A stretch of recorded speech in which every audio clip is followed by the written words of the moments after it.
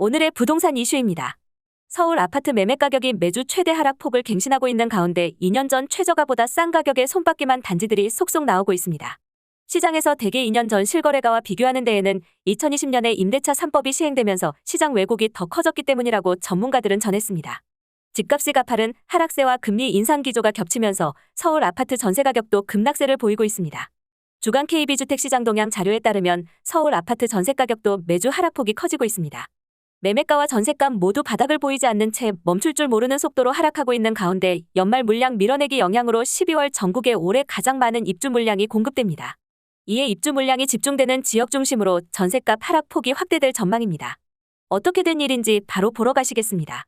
25일 국토교통부 실거래가 공개 시스템에 따르면 강동구 고덕동 고덕그라시움 전용 면적 84제곱미터는 이달 6일 13억 9천만 원에 거래됐습니다. 이는 직거래를 제외하고 2년 전 최저가 14억 9천만 원보다 1억 원이 더 낮은 금액입니다. 직전 거래인 8월 16억 3천만 원과 비교하면 3개월 새 2억 4천만 원이 떨어졌습니다. 성북구 레미안장위 퍼스트아이 전용 59.99제곱미터는 이미 지난 7월 8억 5천만 원에 매매돼 2년 전 최저가 8억 6,500만 원 밑으로 내려갔습니다. 이후 매달 한 건씩의 거래에서 연중 최저가를 다시 쓰며 지난달에는 7억 7천만 원에 손바뀜했습니다. 올해 최고가는 10억 원으로 지난 2월 거래 건이었습니다. 강남권도 예외는 아닙니다. 강남구 대치동 은마아파트는 최근 재건축 호재에도 불구하고 2년 전 최저가에 가깝게 거래됐습니다. 전용 76.79제곱미터는 지난 8일 17억 7천만 원에 매매돼 2년 전 최저가인 17억 4,500만 원에 근접했습니다. 올해 5월 기록한 연중 최고가인 25억 4천만 원과 비교하면 7억 7천만 원 하락했습니다. 시장에서 대개 2년 전 실거래가와 비교하는 데에는 2020년에 임대차 3법이 시행되면서 시장 왜곡이 더 커졌기 때문이라고 전문가들은 전했습니다. 당시 전세값이 급등하면서 매매 가격도 동반 상승했습니다. 정부 역시 최근 공시가격 현실화율을 2년 전 수준으로 되돌려놨습니다. 윤지의 부동산 R114 수석연구원은 매수자 우위 시장에서 호가가 가장 낮은 매물만 거래되다 보니 나타나는 현상이라며 부동산 시장 침체기에 투기 수요가 쏟아진 영향도 있을 것이라고 말했습니다. 이어 재건축 호재도 탄력을 받기 힘든 시기라며 지난 14일 조정 대상 지역 등 규제 지역 해제 조치가 있었는데 효과가 나타나려면 조금 더 걸릴 것이라고 말했습니다. 집값이 가파른 하락세와 금리 인상 기조가 겹치면서 서울 아파트 전세 가격도 급락세를 보이고 있습니다. KB부동산이 발표한 주간 KB주택시장 동향 자료에 따르면 11월 셋째 주 서울 아파트 전세 가격은 0.75% 하락한 것으로 나타났습니다. 이는 2008년 4월 해당 통계를 집계한 이후 가장 큰 하락폭입니다. 자치구별로는 중구가 마이너스 2.04%로 가장 크게 나타났습니다. 이어 은평구 마이너스 1.33%, 광진구 마이너스 1.24%, 서초구 마이너스 1.22%, 동대문구 마이너스 1.19% 등 지역이 크게 하락했습니다. 서울 아파트 전세 가격 하락은 다른 통계에서도 확인됩니다. 한국부동산원 주간 아파트 가격 동향 조사에 따르면 11월 셋째 주 서울 아파트 전세 가격 변동률은 0.73%로 마찬가지로 2012년 5월 통계를 내기 시작한 이후 가장 크게 하락했습니다. 이는 잇따른 금리 인상의 여파로 풀이됩니다. 대출금리가 상승되며 전세금 조달 비용 부담이 증가하자 전세 수요는 급감하는 반면 매물 적체 상황이 심화됐다는 게 한국부동산원 측 설명입니다. 이로 인해 가격 하방 압력이 커지면서 지난주 대비 하락폭이 커진 것입니다. 실제로 이번 주 서울 아파트 전세 수급 지수도 68.5로 70선이 붕괴됐습니다. 지난주 70.6에 비해 2.1포인트 하락한 것입니다. 서울 외 수도권 지역도 크게 하락했습니다. KB 통계에 따르면 경기도의 아파트 전세 가격은 전주 대비 0.84% 하락했고 인천은 0.85% 떨어졌습니다. 수도권 전체 기준으로는 0.81%를 기록했습니다. 한편 인천을 제외한 5개 광역시에서 울산 마이너스 0.32%, 대전 마이너스 0.34%, 광주 0.41%, 부산 0.42%, 대구 마이너스 0.51% 모두 하락을 보였습니다. 광역시 이외의 기타 지방의 전세 가격은 강원 마이너스 0.08%, 충북 마이너스 0.09%, 경북 마이너스 0.13%, 전남 마이너스 0.19%, 전북 마이너스 0.25%, 충남 마이너스 0.29%, 경남 마이너스 0.40%, 세종 마이너스 0.73% 모두 하락했습니다. 연말 물량 밀어내기 영향으로 12월 전국에 총 3353가구가 입주하며 올해 가장 많은 물량이 공급됩니다. 수도권에만 18,391가구가 입주하며 작년 1월 이후 가장 많은 물량이 쏟아집니다. 새 아파트 잔금 마련을 위해 전세를 내놓은 집주인이 많아지면서 입주 물량이 집중되는 지역 중심으로 전세값 하락폭이 확대될 전망입니다. 28일 직방에 따르면 12월 전국 아파트 입주 물량은 총 3353가구로 올해 가장 많은 물량이 공급됩니다. 전월 22,347가구보다 36%가량 전년 동월 29,405가구보다는 3%가량 늘어난 것입니다.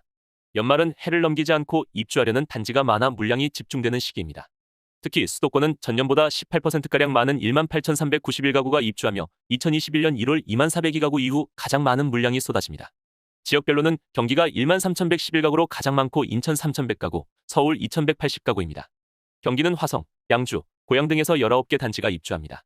인천은 부평구와 서구에서 대규모 단지 2개가 입주합니다. 최근 입주 물량이 부진했던 서울은 마포, 서초, 서대문구에서 정비 사업이 완료된 사업장 3곳이 입주할 예정입니다. 지방은 전월 대비 48% 증가한 총 11,962가구가 입주할 예정입니다. 지역별로는 부산, 충남, 대전, 대구 순으로 입주 물량이 많습니다. 내달 입주를 앞둔 단지로는 서울시 마포구 아현동에 위치한 마포더 클래시가 있습니다. 아현이 구역을 재건축한 이 단지는 총 1,419가구, 전용 43에서 84제곱미터의 중소형 면적대로 구성됐습니다. 지하철 2호선 이대역과 아현역을 도보로 이용할 수 있는 역세권 단지입니다. 대곡역 롯데 캐슬의 클라시는 경기도 고양시 덕양구 토당동에 위치한 단지입니다. 능곡연합주택을 재건축했으며 총 834가구, 전용 59에서 84제곱미터로 구성됐습니다. 반정 아이파크 캐슬 4호단지는 경기도 화성시 반정동에 위치한 단지입니다. 4단지가 986가구, 전용 59에서 105제곱미터, 5단지가 1378가구, 전용 59에서 156제곱미터로 구성돼 총 2364가구의 대규모 단지를 형성합니다. 부평 SKBM으로는 인천시 부평구 부평동에 위치한 단지입니다. 북에서 초등학교 북측구역 일대를 재개발했으며 총 1559가구, 전용 36에서 84제곱미터로 구성됐습니다. 대규모 입주가 진행되는 단지가 위치한 지역의 경우 일대 전셋값에 영향을 줄 것으로 예상됩니다. 단기적으로 시세보다 저렴한 전세 물량이 늘어날 가능성이 높아서입니다. 함영진 직방 빅데이터 랩장은 금리 인상, 전세 수요의 월세 전환으로 월세가 전세 거래를 역전한 가운데 새 아파트 잔금 마련을 위해 전세를 내놓은 집주인이 많아지며 입주 물량이 집중되는 지역 중심으로 전세 가격 하락폭이 더 커질 전망이라고 내다봤습니다. 한 빅데이터 랩장은 새 아파트의 경우 시세보다 저렴한 전세 매물이 출시돼 세입자들의 주의가 더욱 필요하다고 조언했습니다. 그는 새 아파트 집주인들이 잔금 마련을 위해 급하게 내놓은 매물일 가능성이 높은 만큼 개별 매물의 대출이 얼마나 포함되어 있는지 분양가 등과 비교해 경매 진행 가능성을 고려해 위험 매물인지 여부를 잘 판단해야 한다 라고 당부했습니다. 오늘의 부동산 이슈 네티즌들의 반응을 살펴보며 마치겠습니다. 여러분들의 의견도 댓글로 남겨주세요. 5년 전 가격 멀었다. 5년 2배 오른 거부터 깔고 시작하자 좀. 18년도로 가야지 아직 멀었어요. 거래 안 돼서 현 가격 유지된다는데 내년부터 부동산 폭락 본격 시작입니다.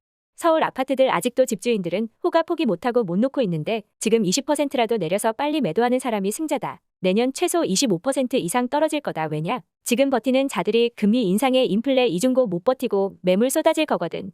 언제까지 사람들 속여서 집 팔아먹으려는가? 아직 한참 더 떨어져야 됨. 5년 전 가격으로 가야 제정신입니다. 거품에 투자해서 큰돈을 벌었던 사람들이 다시 그 주머니에서 살짝 나간 것을 마치 폭락했다는 표현으로 부동산이 큰일이 난 것 같이 말하는 건 틀린 겁니다. 5년 전으로 돌아가야 회복되는 거고 거기서부터 부동산 정책은 온 국민이 혜택을 받을 수 있는 방향으로 가야만 한다고 생각하나요?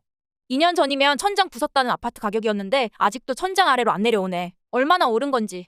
한번 5억이라도 모아봐라. 이 집값이 정상인 것 같냐? 아, 이제 2년 전 가격이군요. 정상가는 5년 전 가격인 거 온 국민이 다 알죠. 3년은 더 거슬러 올라가야 정상가입니다. 영끌족만 뭐 됐네요. 30평도 안 되는 쓰레기 같은 집들이 서울에 있다고 20억인 게 말이 되냐? 현금 20억이면 은퇴각이다. 20억이면 예금이자가 월 1,000 떨어짐. 세금 내도 월 700임. 고덕 둔촌동 8억 9억씩 오른 거 개거품 다 빠져 2억 3억대가 정상가.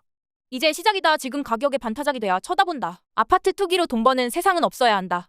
자연스러운 현상입니다. 아무런 문제가 없습니다. 매일 즐거운 소식 좋네요. 이대로 쭉쭉 내려가 봅시다.